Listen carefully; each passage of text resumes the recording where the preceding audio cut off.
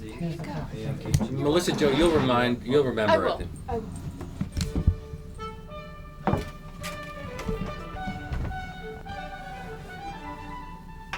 Fresh from Oxford and judged too thin for combat duty, in the midst of World War II, John Mortimer was assigned to the British Army's propaganda film unit.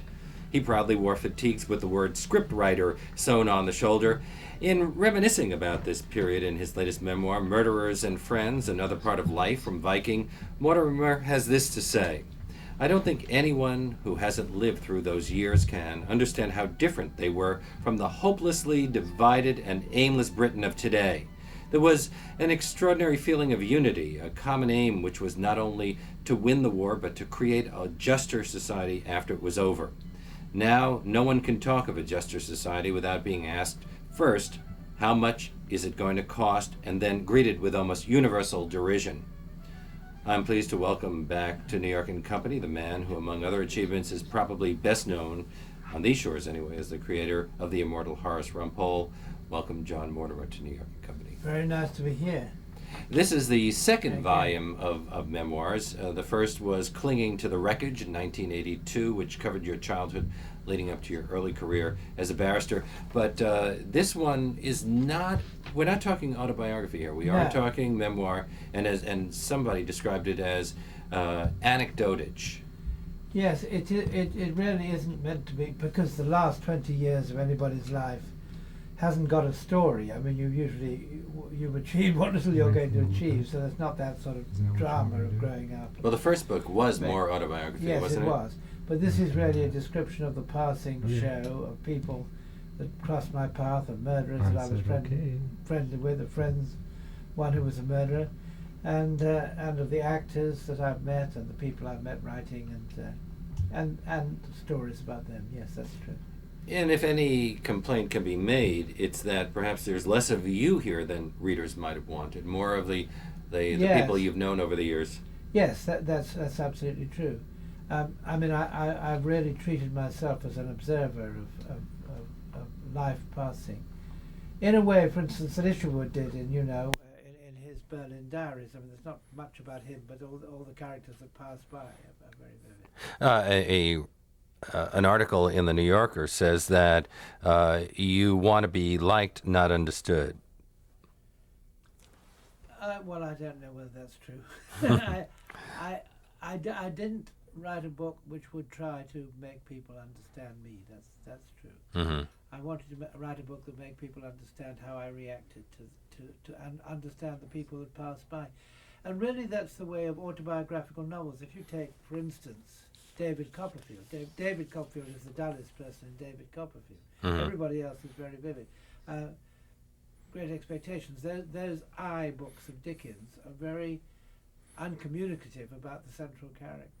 And in this book, we do get a feeling that not everyone in your life has pleased you, and not just politicians or former wives, but Rex Harrison is dealt with rather harshly here.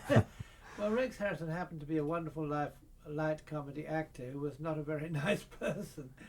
I mean, my encounters with Rex Harrison were really mainly him saying that various parts wouldn't be right for him because his public wouldn't like him to play any person who wasn't absolutely perfect.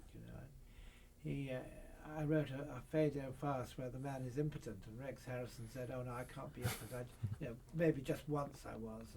And then he did a play called Staircase where he had to be gay. He said, "I don't think I can be gay. My public wouldn't like that. Just a little bit of each." And then when he did Voyage Round My Father, he was going to make a film Voyage Round My Father, and my father was blind. I knew exactly what was going to happen. He said, "My public wouldn't like me to be really blind. I'm sure I can see bits and pieces." So Laurence Olivier wound up playing your father. Didn't mind being totally blind. Yeah. Well, actually, one of the most damning stories you tell about Harrison is that George Cukor fought very hard to get him put in the film, and because the studio people did not want him in that film. And then after he got the part, he said, "Well, maybe Cukor isn't the right director for this." After Cukor fought for a year and laid his career on the line, but he was. One of the other great revealing things about Rex is that I went to the south of France to discuss him doing Voyage Round My Father, where David Niven, who was a great friend of mine, lived. And I was just about to go out and meet Rex, and the telephone rang, and this Rex voice said, "Hello, John, how are you?" I said, "Oh, hello, Rex." And he said, "I just want to tell you before the others get here, you're a complete bastard. You know, you're an absolute awful little person." And my glasses all misted up with tears. And then there was a great laugh, and it was Niven doing his Rex Harrison imitation, but it was so exactly what I knew was going to happen. So Niven, I guess everybody in the British theater world and film world thought that about Rex Harrison? Well, anybody, or his wives, or anybody who comes in very close contact with him, I think. Well, And everybody loved Niven. Well, here you not only have Rex Harrison playing your father, but three of the greatest actors of our time: Laurence Olivier, Michael Redgrave, and Alec Guinness. But the funniest story, unfortunately, the saddest story, is the one you tell about Michael Redgrave playing him in the theater. That's right. Michael Redgrave took it on when he was towards the end of his career, and he wasn't able to remember his lines. He said he could remember his lines, but he didn't. And so he had a hearing aid in his ear, which the person in the prompt corner would say all the lines, and he'd be able to repeat them. And give theater direction as well. Stage directions, move to the left and sit on the sofa and all that. And then one terrible night, this device got mixed up with the messages from radio taxi cabs, and my father, played by Michael Redgrave, moved across the stage and sat next to my mother and said, "I'm instructed to proceed immediately to number 4 Flask Walk, Hampstead," which I think everybody thought was a line out of the play. Except the other actor who wondered what the heck. The other actor was very, very confused. The film was shot in your home, and this is you've lived in the same home all your life, haven't you? Yes, my father built the house, when I was about 7, built the house I live in. And I mean, I think it's a sort of metaphor of a writer's life. I watched my father die in the bed where I sleep now, and I then watched Laurence Olivier act my father's death. And in the same bed? In the same bed, and Alan Bates act, me watching it. And you didn't feel that was a bit spooky? Yes, very. Very, very spooky.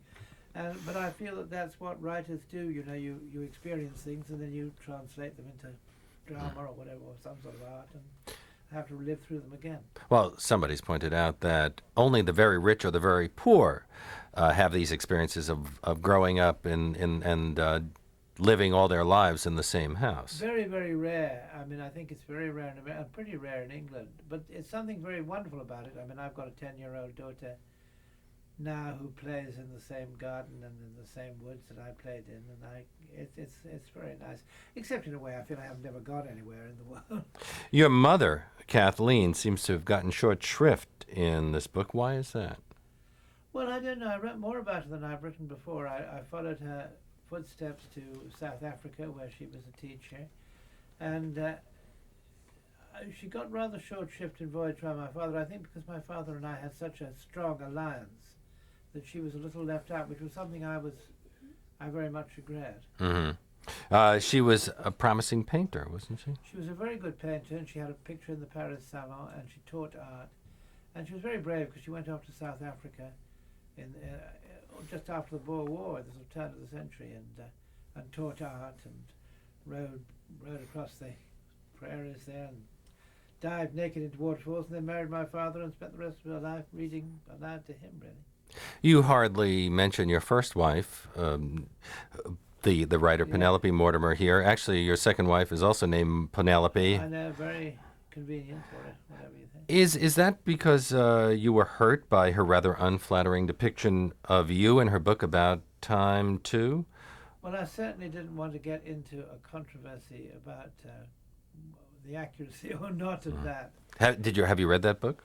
I've read bits of it. Yes, I have. Did you recognize yourself in that? Well, not really, no. But I find it difficult to recognize myself in anything that's written about me, really. Mm-hmm. Why is that? You think people miss you a lot? Even a wife of 23 years? I hope so, yes. I mean, I read in the New Yorker profile, that was quite an interesting character, but I'm not sure it was me. It was altogether me. And I rather like to keep a few secrets. Mm-hmm. Even from a wife? Certainly from a wife. John Mortimer's latest book is called Murderers and Other Friends, Another Part of Life. It's published by Viking. You're listening to New York and Company on AM 820 WNYC, New York Public Radio. I'm Leonard Lopez. Well, when you married Penelope Mortimer, she was the famous writer, and you were the beginning writer, and for a long time that's the way it remained. And now I understand she was very depressed at the thought that she would be remembered as your ex-wife. Well, it wasn't, and that's not altogether true. When I married her, I'd just written my first novel, which was very, very well received. And so, but then we sort of went forward together. And then she wrote a book called The Pumpkin Eater, which was a huge success. And she wrote for the New Yorker, and there was a time when she was certainly a better known writer than I was. And then I began to write some plays. But all that, of course, is one of the reasons why two writers shouldn't marry each other, really, or two actors shouldn't marry each other. Because there is competition. Yes, and also you're using the same material, really. If you live together with someone, the same things happen to you both, and you use up the same material. Of course, you have the advantage of the law practice, which you didn't have. The law practice, exactly. But the law practice is really not something that you wrote a lot about in the early years, was it? Other than in writing about your father? Well, my early novels, one of them was all about a divorce case, and then I wrote a play. My real turning point was I wrote a play called Doc Brief, which was a little one-act play about a very unsuccessful murderer and about a very even more unsuccessful barrister, which became a theatre play, a film with Peter Sellers in it, had a huge life, and that was about the law. So, and then of course with Rumpole the law began to enter really into it. But outside of the writing, 1977 seems to have been somewhat of a turning point from your perspective. That's when you handled an important case defending the editors of a newspaper called Gay News. Well, my real turning point is the end of 1970. I did a case called the Oz Trial, which was the editors of a school kids magazine, which was of corrupted youth, and at the same time, Voyager and My Father was on in the West End, and at the same time, I remarried the second Penelope. That was when Cling to Wreckage ends, and this book really begins. 1977, I did defend a book called Gay News, and it was accused of blasphemy, and we discovered that there was a law of blasphemy in England, which we hadn't thought existed since the Spanish Inquisition, and it was accused of writing a blasphemous poem about the love of the centurion for the body of Jesus Christ, and we lost it, and I lost the Gay News case. I think it was a very bad thing because it was decided that we had a blasphemy law, and so everybody else thought they were entitled to one, and of course that led to the fatwa against Salman Rushdie, and he was condemned to death for blasphemy. Well, Britain doesn't have a written constitution and doesn't have a Bill of Rights as a result, doesn't have a freedom of speech amendment, and even if there are laws written to defend freedom of speech, they can easily be written out of law or can have all sorts of exceptions. Well, we do. I mean, we had Magna Carta in 1215, which made you entitled to be tried by your peers. We did have a Bill of Rights in the time of Charles in the time of the Parliament, which gave you habeas corpus and so on. But we don't have a written constitution. We don't have free speech in the Constitution, which you have. Whether or not it's an advantage to have a written constitution, I'm not altogether sure. Because if you had one now, you would kind of solidify the political attitudes. I mean, it would be awful to have a Newt Gingrich constitution, which was, or a conservative constitution. That's what happened in Canada 10 years ago. They wrote a constitution, and they're still fighting over it. That's right, and all sorts of things, like, for instance, it could keep private schooling in perpetuity, all sorts of things that you might not want.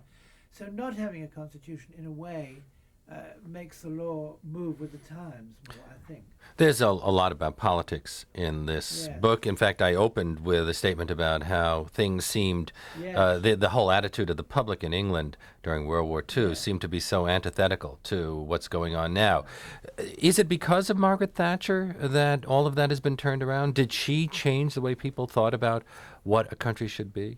Very largely, because we had a big Labour landslide after the war, and the Labour government came and introduced the welfare state and introduced a much more equal society. Which the Conservative Party perpetuated. Which the Conservative Party then perpetuated. And the following Conservative governments of Winston Churchill, Harold Macmillan, never tried to unpick that. And in fact, it was a kind of consensus that we wish to live in a